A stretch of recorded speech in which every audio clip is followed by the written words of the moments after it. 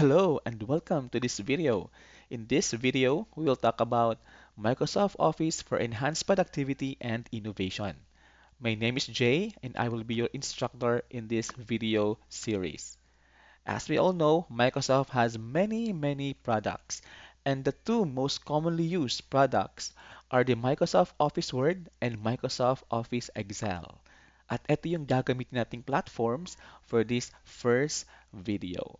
But before I dive in to demonstration, guys, let me first introduce myself. So, my name is Jay, and I graduated with a degree in BS Information Technology. I am a Master of Information Systems, a Microsoft Office Specialist, a Science and Technology Specialist, a licensed professional teacher, a TM certified, a project consultant of on-demand innovation based in South Carolina, USA, and a full-time instructor at Sorsogon State University.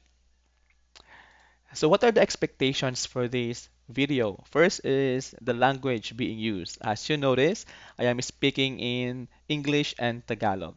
So if this is for me to express and be more effective of what I do. All right, so we'll start with Microsoft Word. What you're seeing right now is the Microsoft Office Word environment. Guys, I expected that you already know or knowledgeable enough of the parts of this Microsoft Office environment.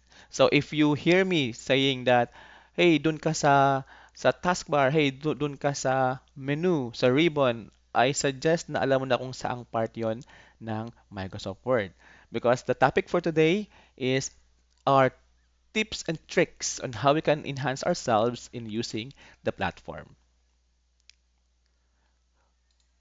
At umpisahan natin dito sa first na tip, quick formatting using style section. Ano bang ibig sabihin yan? Nako, alam ko naman na ang iba sa inyo alam na ito. But let me help you. Baka yung iba kasi hindi pa. Or baka ma-improve pa natin. What I notice usually mula sa mga kakilala ko is once they open the Microsoft Word, they immediately click this no spacing right here. It's right here. And then they go ahead and do their encoding. The expectation is para at least walang sobrang space or line space yung mga sentences natin. That is true. However, aside of clicking the no spacing right here, meron pa kasi itong pwedeng magawa. Itong mga predefined or pre-formatted na mga styles na pwede mong i-apply immediately. Ano yung purpose? For you to achieve consistency ng mga or parts ng documents mo. For example, you are writing a manuscript of your thesis or your capstone project. At meron ka doon nakalagay na chapter 1, tapos you have some contents. Let me generate random contents. And then you also have chapter 2, and then you contents pa rin to, ganyan. At ang goal mo is to make these chapters consistent in terms of formatting. Ano yung ginagawa ng iba? Ang ginagawa ng iba ay they highlight, then they go ahead and change the font, they select bold, they change the color, and they repeat that again and again.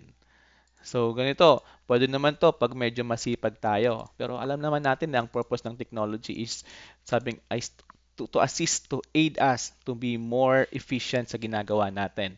So, dyan pumapasok si styles.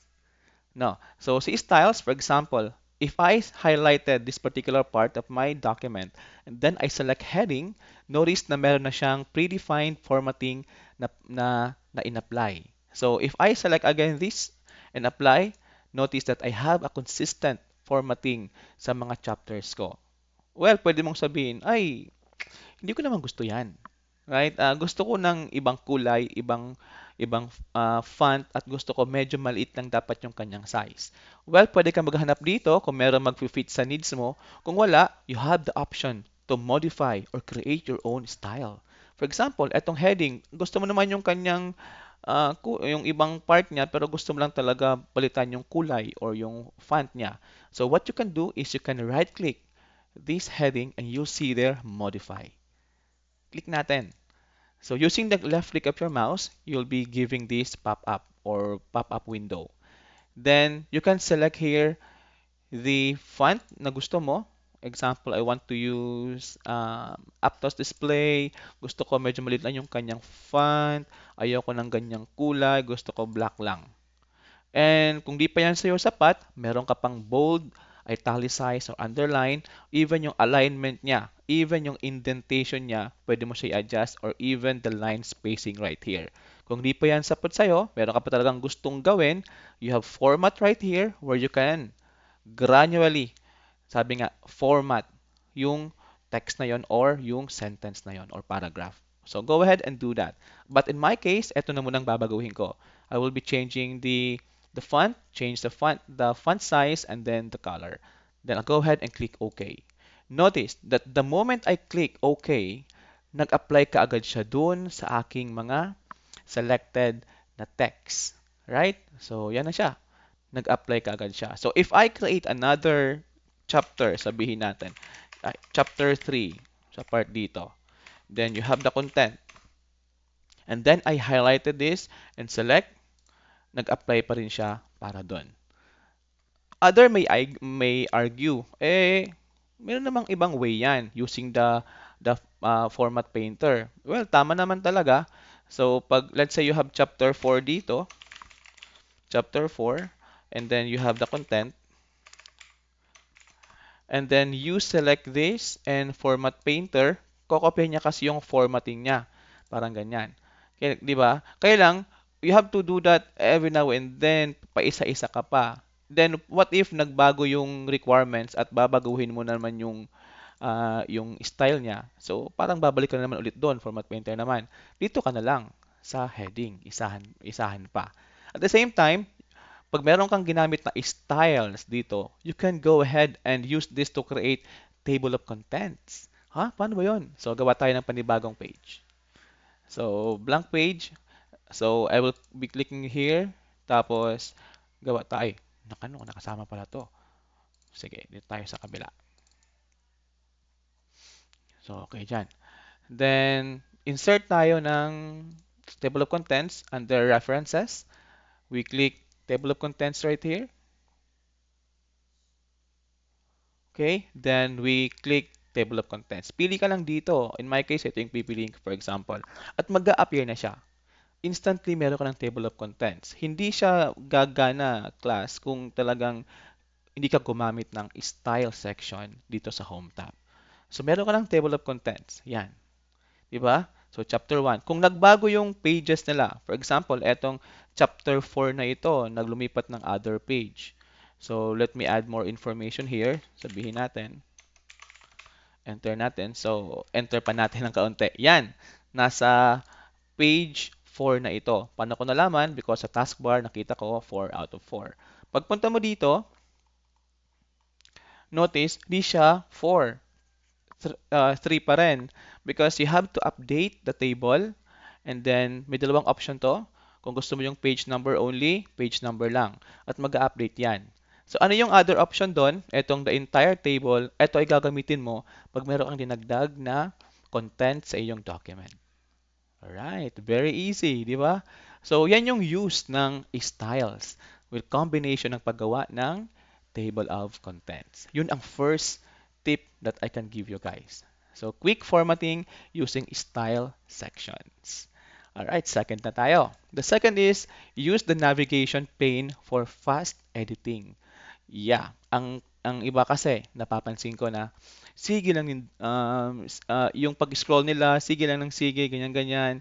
Ang dami nang ini-scroll. Ano kaya kung punta tayo dun sa navigation na pwede tayo i-direct, i- i- ituro kaagad dun sa specific part ng document. So to do that, we have here in view, then we have navigation pane. Click natin at meron ka na kagad dito. Since kanina meron tayong ginamit ng mga headings, mahanap yan ni Microsoft Word. So we can simply tick at magja-jump na tayo dun sa mga particular parts na yon. Di ba minsan kasi, di ba, pag nagbabasa ka ng document sa Microsoft Word, minsan mahabang content ng per chapter at gusto mo kagad mag-jump dun sa specific part na yon. Minsan you have to scroll, scroll, scroll, scroll Well, that could work, pero ito yung mas mabilis na paraan para sa pag-navigate natin. So, you can navigate sa headings or sa pages. Pwede po yan. Parang ganyan. So, saan ba yon? View and navigation pane. Very easy. So, next is customized autocorrect for frequent terms. Ito, gamit ata ito.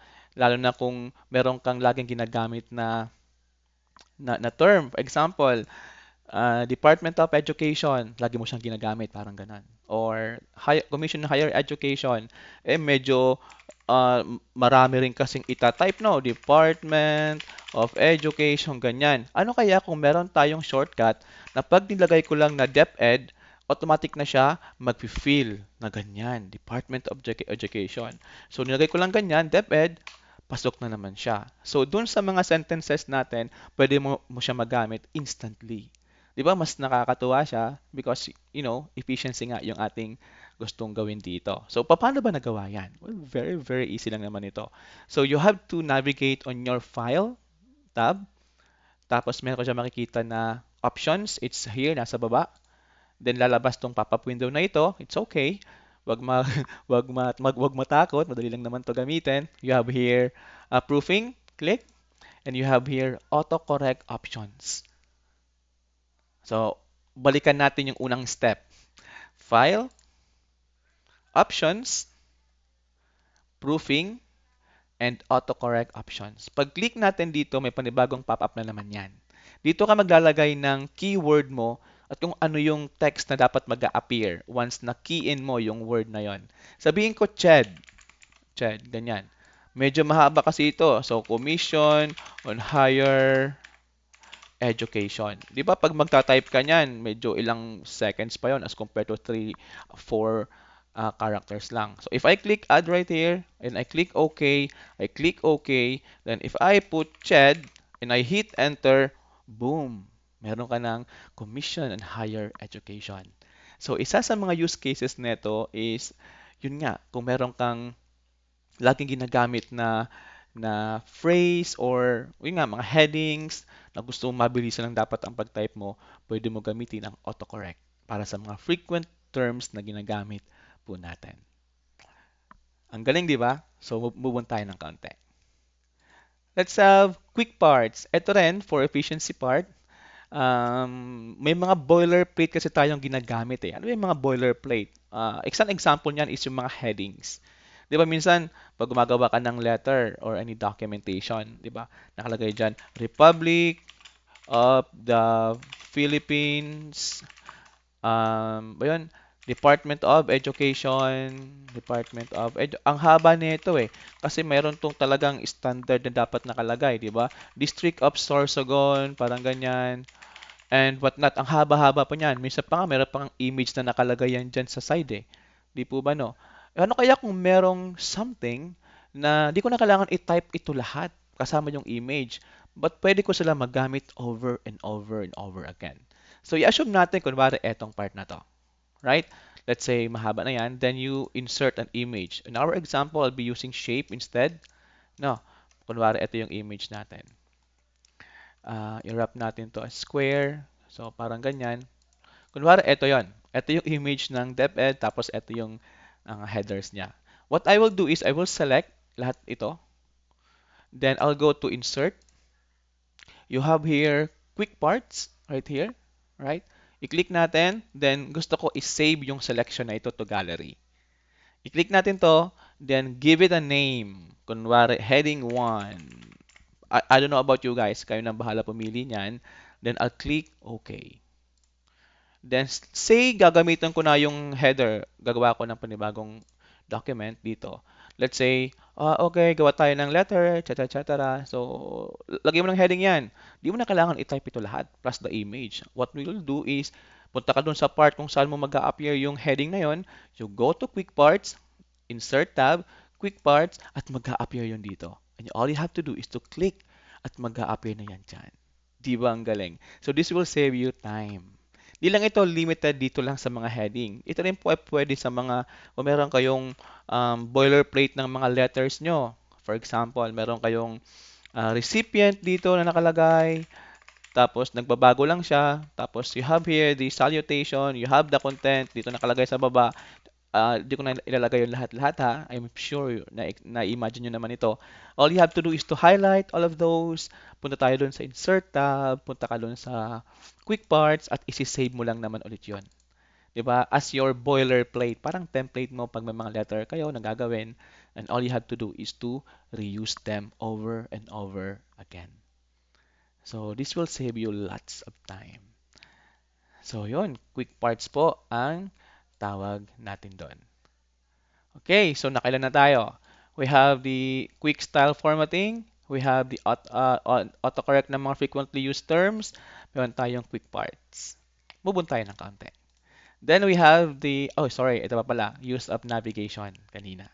Then we have the enable track changes for collaboration. Ano bang ibig sabihin na naman yan? Isang use case nito is kung meron sa'yo nagpapacheck ng manuscript. Let me add here random text. Let's say ito yung manuscript niya at gusto mo siya i-edit, i-change mo yung mga words or meron kayong babaguhin sa kanyang thought or any suggestions, something like that. Pwede mo to gawin na hindi nawawala ang original na ginawa niya pero naandun yung comments mo. Parang yung corrections na gagawin or suggestions na gagawin mo. So how we can do this sa track changes? Well, review tab po tayo. O, di ba? Nasa review tab na tayo. Ang ilan sa mga kilala ko, hindi nakakarating dito eh. Usually, what they use are home, insert, design, minsan layout, ganyan. But they haven't or not yet touching other tabs dito sa Microsoft Word. So we are now in review.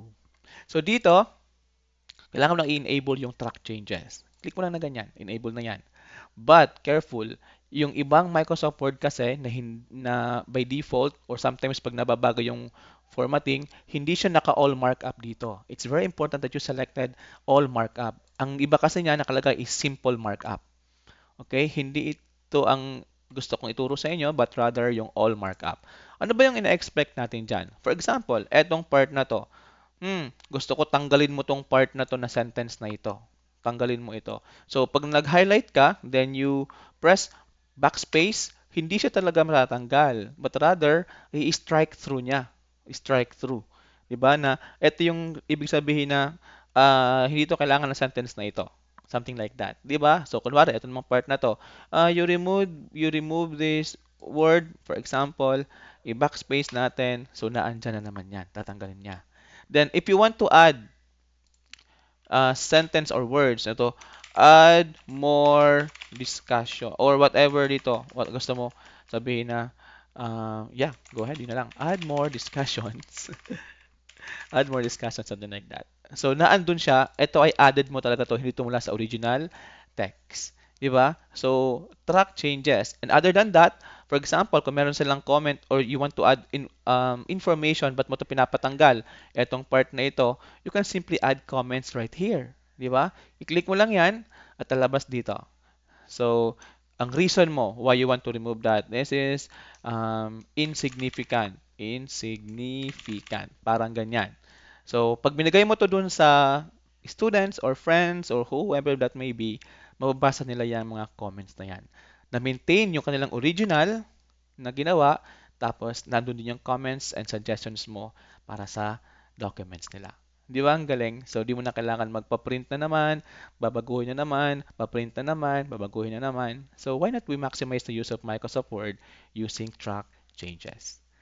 Then, dun sa part naman ng ating friend or estudyante, they can simply accept the changes kung talagang tingin nila ay tama naman.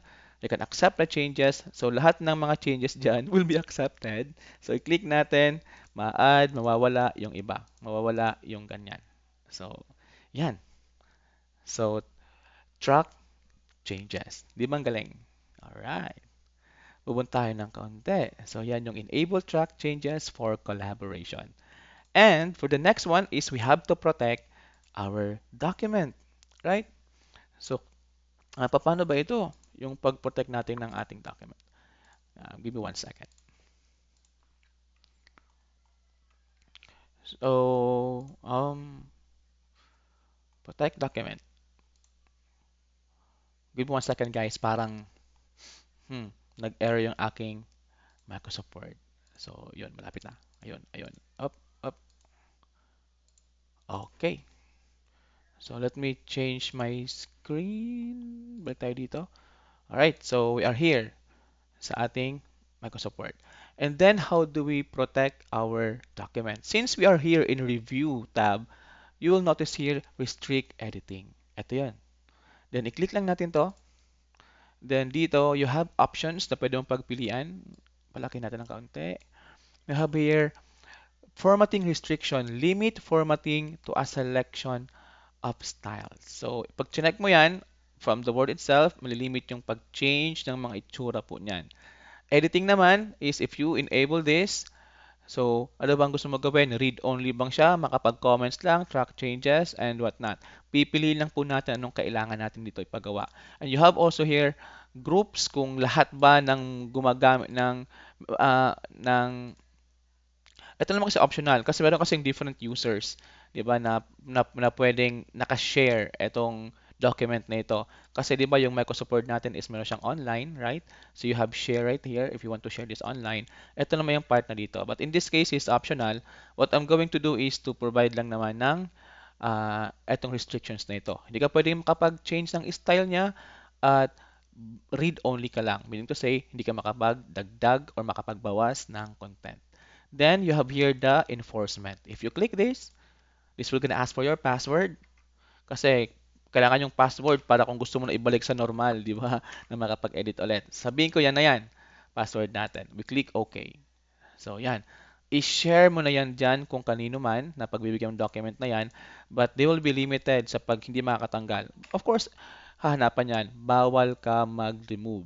Hindi ka rin pwede mag-change ng mga formatting yan. As you notice, naka-disable ang mga nakalagay dito na formatting styles. So that's how you protect.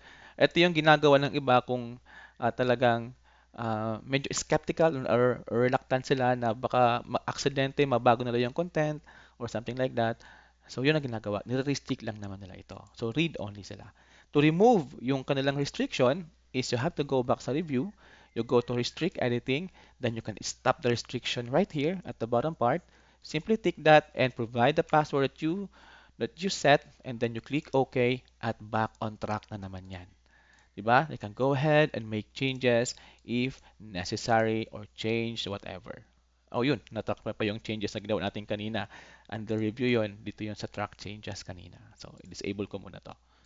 So, parang ganyan. Right. Ito. Okay na yan. Mag-comments ka pa dyan. So, yan. That's it, guys, for Microsoft Word. I hope you get something new. I hope na magamit nyo ito sa inyong ginagawa.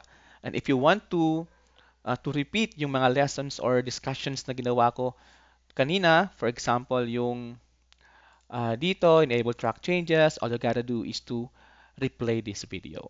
So to wrap it up, ano yung mga pinag-usapan natin? We have these techniques or tips and tricks na ginawa natin. Quick formatting using style section. Gamit na gamit po ito if you want to create an automatic table of contents. We also did customize autocorrect for frequent terms.